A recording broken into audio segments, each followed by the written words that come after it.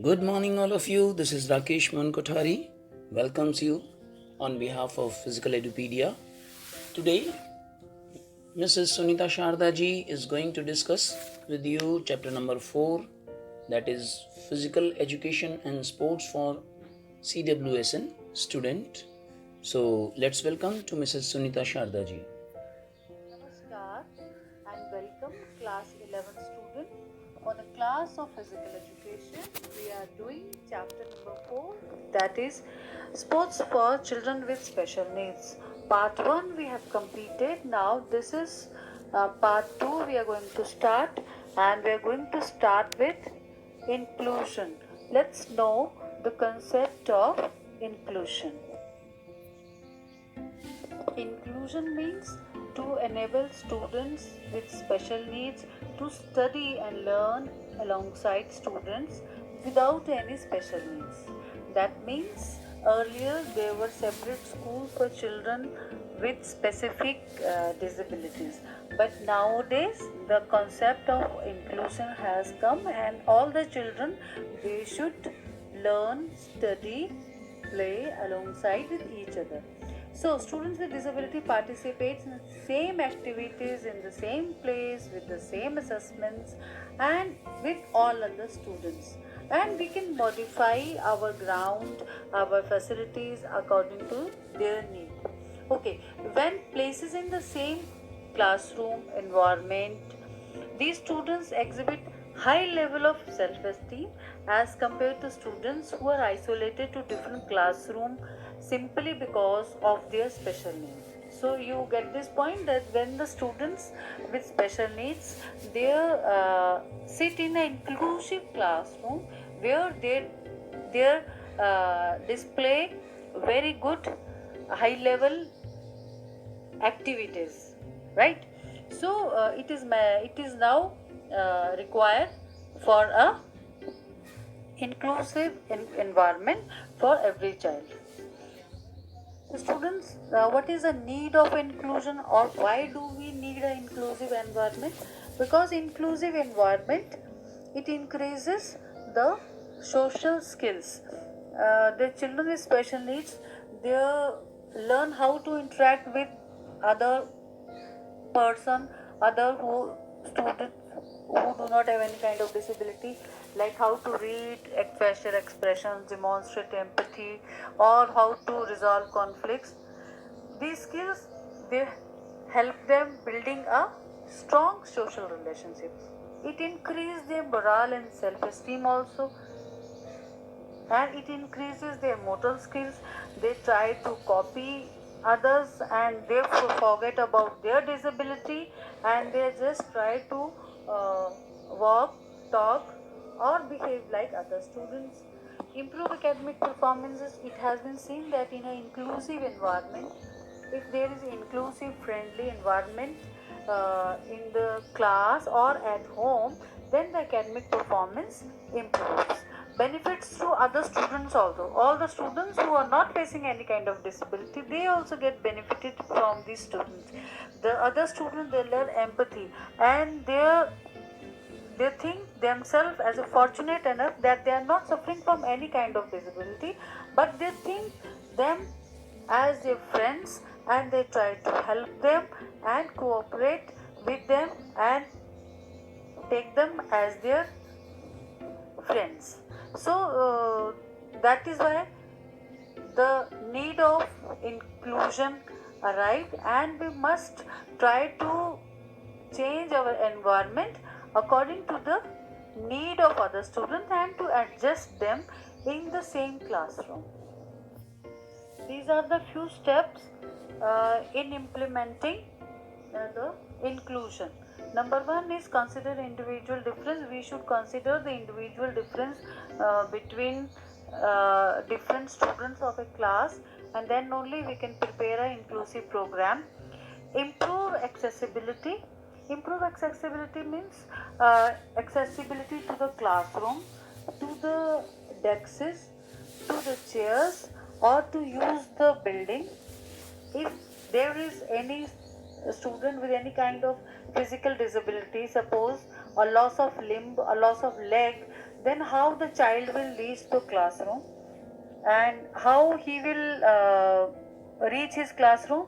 And suppose the child is blind, he is suffering from a visual impairment, then how he will locate his classroom, and in the classroom how he will locate his seat. So this way the school authorities, they have to improve the accessibility. Modify sports and games. When the children, they come to participate in sports and game, then the sports equipment must be changed according to their need for them. For blind students, bells can be attached to the ball, and for the students with hearing impaired, proper signaling, eye contact should be there.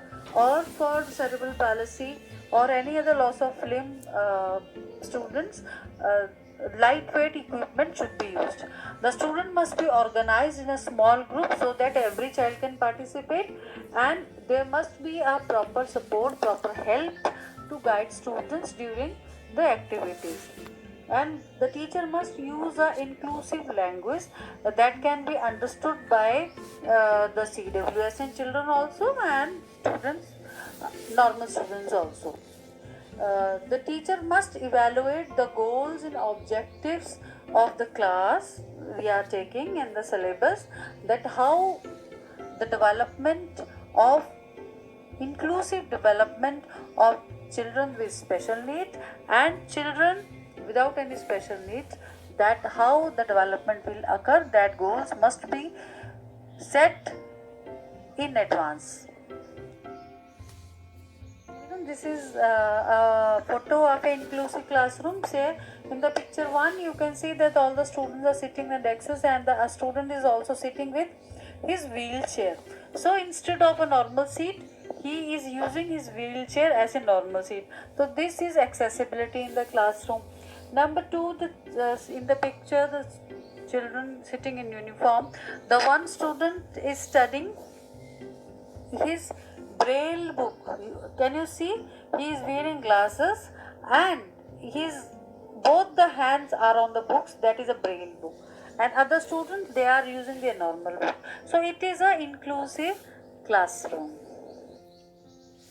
Dear students, now the role of a school counselor. School counselor is appointed in different schools to help students with their emotional, psychological needs. So, the role of a school counselor is to help all the students, including those with special needs, to achieve their full potential. Introducing an appropriate individualized education program, that is called as IEP, at early age can make all the differences, not only in these children's academic learning, but in their emotional health, social adjustment, and ultimately in their ability to become productive contributing member of the society. So the school counselor help all the children.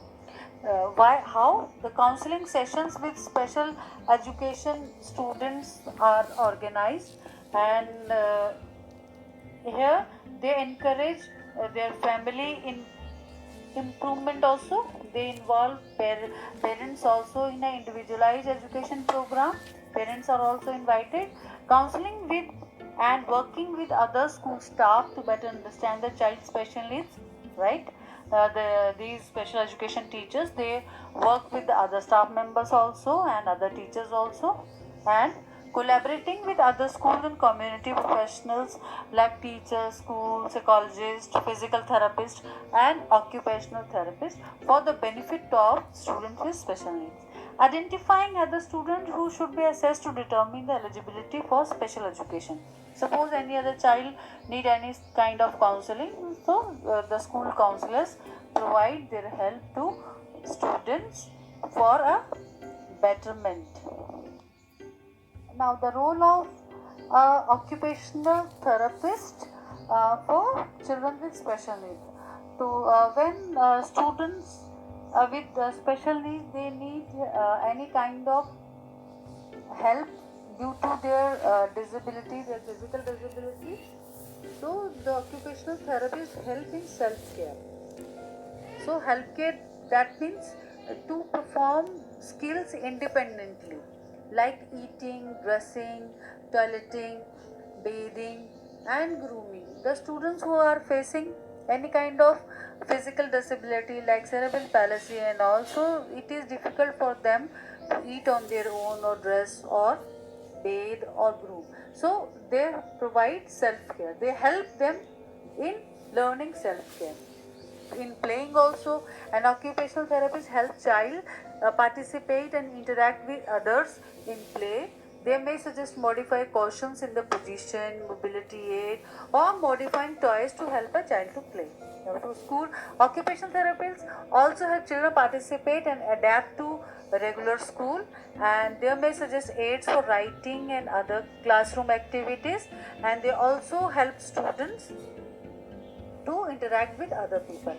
Now, environmental modification, occupational therapist can suggest modification in the house, school or playground that will help the child to participate more easily. Now, fine motor skills and handwriting, occupational therapists also play a role in helping a child improving their fine motor skills and handwriting.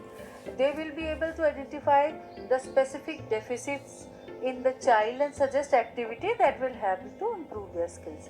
Now, splinting, occupational therapists can also make simple splints to help the child perform activities in a better way. So, this is the role of an occupational therapist for the development of children with special needs. So, here in these pictures, you can see in the picture 1, a child, he is walking with a provided aid. See, this kind of walker he has been provided. It is just by occupational therapy. And in the second picture, the occupational therapist is helping a woman in increasing the mobility of the hand. There is a plaster in her hand, and after that she is helping that woman in increasing her mobility. In the third picture also, the occupational therapist, she is providing different kind of exercises for the mobility of the leg of a patient. So this way the occupational therapist help to gain mobility. The role of special education teacher. So the special education teacher, they assess the students' skills to determine their needs and to develop teaching plan for them. They adopt lessons to meet the needs of the students. They adapt different kind of lessons. Okay, they develop individualized education program for students. The needs of CWS children can be different.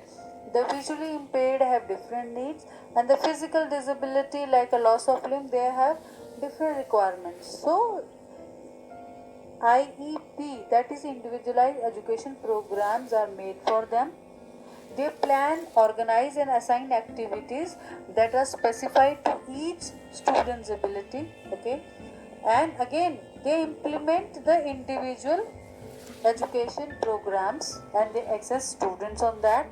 They update their individual programs throughout the school year to reflect students' progress and goals. Now, the role of physical education teacher for children with special need. So, dear students, the Rights of Persons with Disability Act 2016. Okay, this act that gives pupils a right to inclusive education. So, in inclusive education, we have to prepare a program of physical education for students with special needs also at par with the students without any kind of disabilities.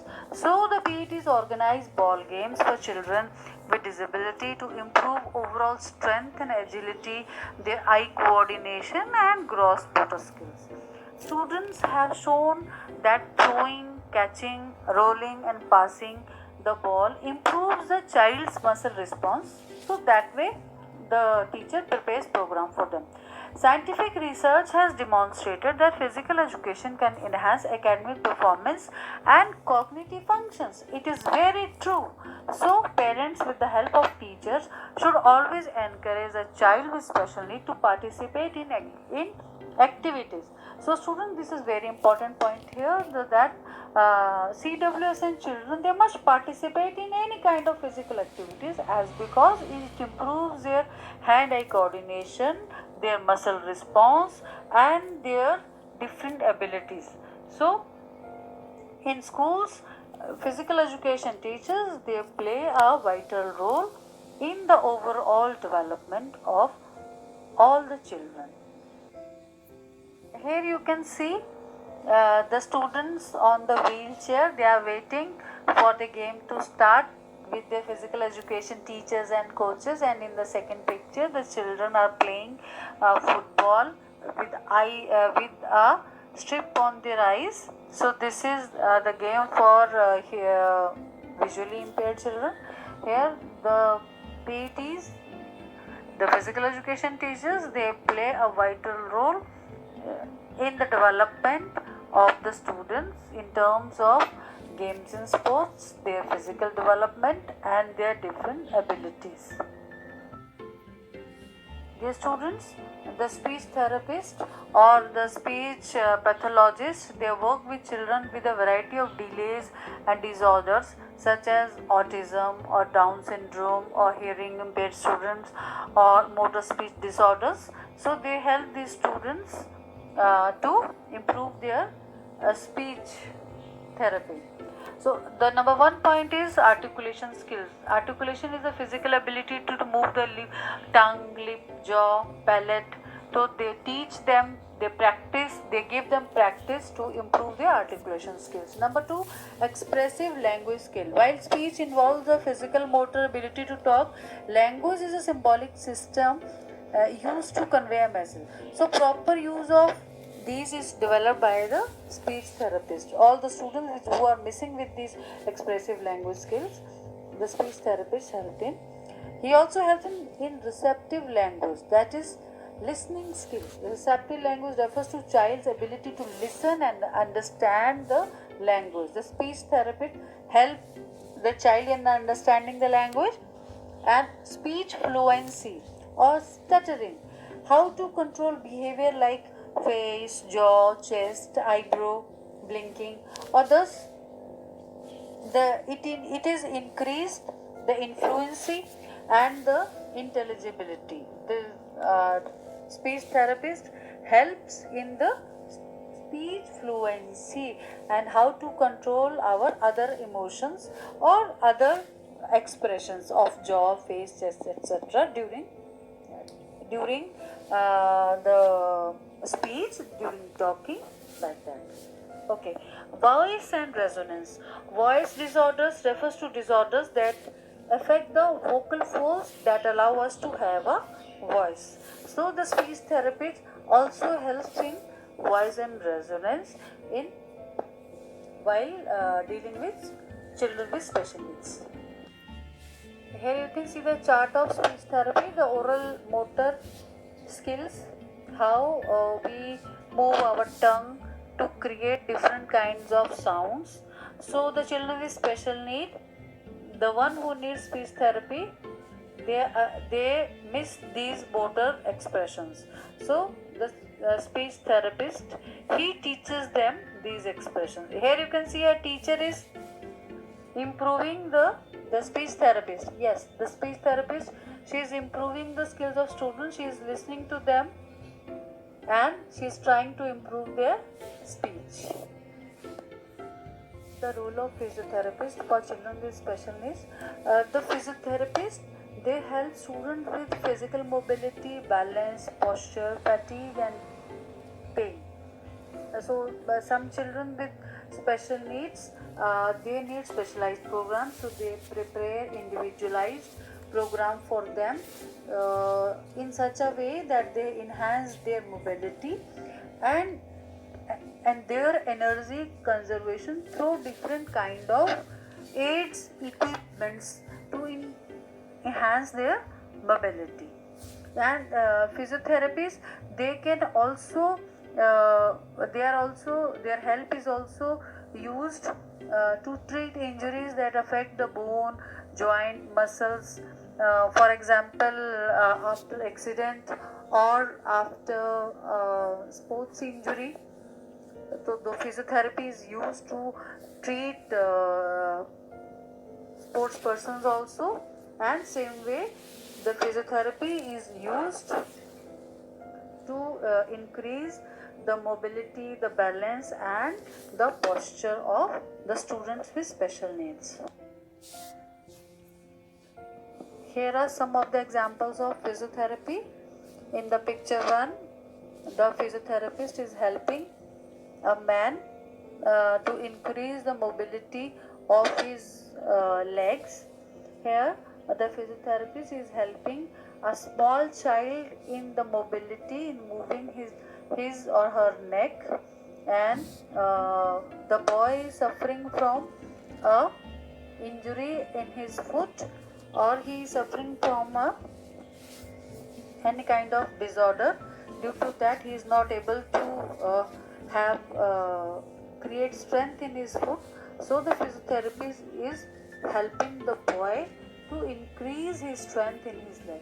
So this way the physiotherapists, they help children with special needs and the sports persons and other persons who are hit by any accident in increasing their mobility and coming back to normal life. Thank you, Sunita ji. Very well explained.